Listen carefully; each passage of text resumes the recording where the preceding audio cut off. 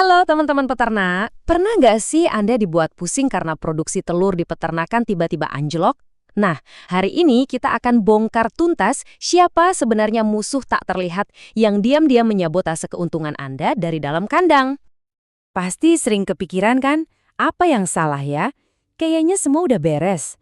Pakan kualitas terbaik, manajemen juga udah dijalankan dengan benar. Tapi kok jumlah telur yang dihasilkan malah terus menurun? Pertanyaan inilah yang akan jadi titik awal penelusuran kita. Oke, mari kita bedah lebih dalam. Coba bayangkan ovarium unggas itu sebagai ruang mesin dari peternakan telur Anda. Disinilah semua proses produksi dimulai. Nah, masalahnya ada ancaman-ancaman tersembunyi yang targetnya adalah pusat produksi ini. Dan seringnya mereka menyerang tanpa kita sadari, sampai semuanya udah terlanjur parah. Yuk, kita mulai investigasi kita dengan tersangka utama nomor 1. Kenalan dulu nih sama infectious bronchitis, atau biar gampang kita sebut aja IB. Penyakit ini adalah salah satu biang keladi paling umum di balik anjloknya produksi telur secara drastis. Jadi, IB ini sebenarnya apa sih? Gampangnya, ini adalah penyakit yang disebabkan oleh avian coronavirus dan tingkat penularannya itu tinggi banget. Poin pentingnya di sini, virus ini nggak cuma menyerang sistem pernafasan aja. Justru target utamanya adalah bagian yang paling krusial, sistem reproduksi ayam Anda. Nah, yang bikin virus IB ini sangat merusak adalah cara kerjanya. Dia punya 3 langkah serangan yang sistematis banget.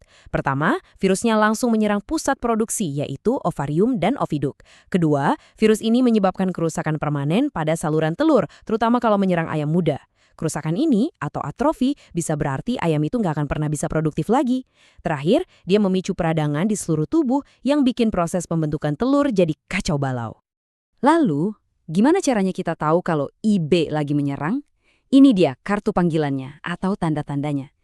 Selain produksi telur yang tiba-tiba turun drastis dan kualitas telurnya jelek, misalnya cangkangnya lembek atau bentuknya aneh, coba perhatikan gejala pernafasannya, seperti bersin atau batuk.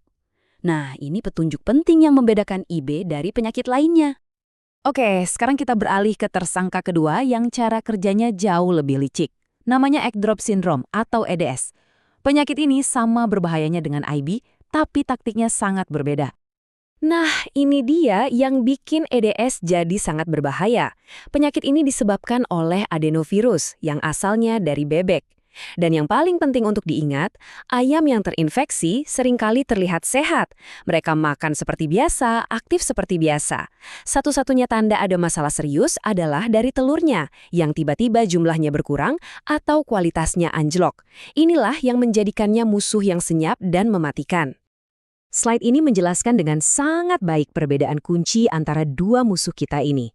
Kalau IB, Anda akan lihat ayam yang benar-benar sakit. Ada batuknya, kelihatan lesu.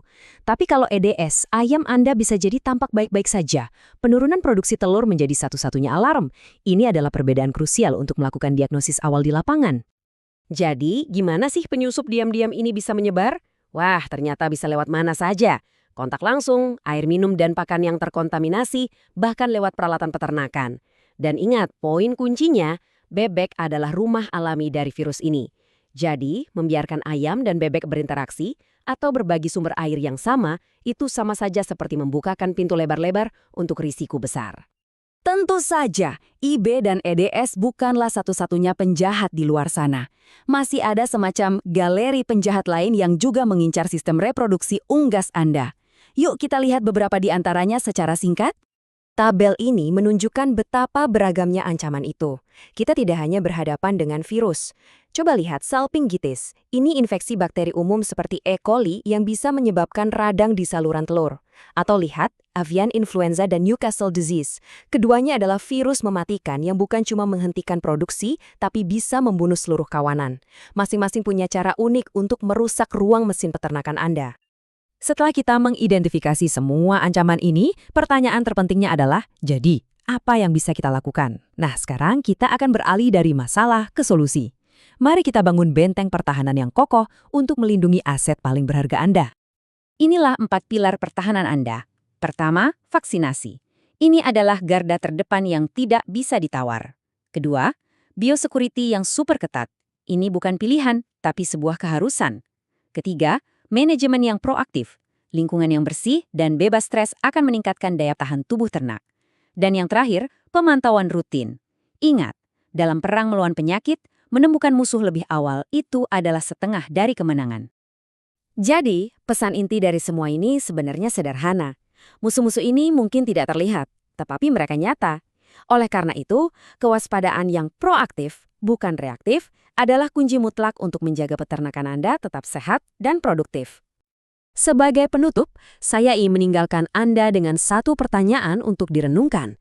Setelah melihat semua ancaman ini, apakah benteng pertahanan di peternakan Anda sudah cukup kuat? Ini adalah pertanyaan yang jawabannya akan sangat menentukan masa depan produktivitas bisnis Anda.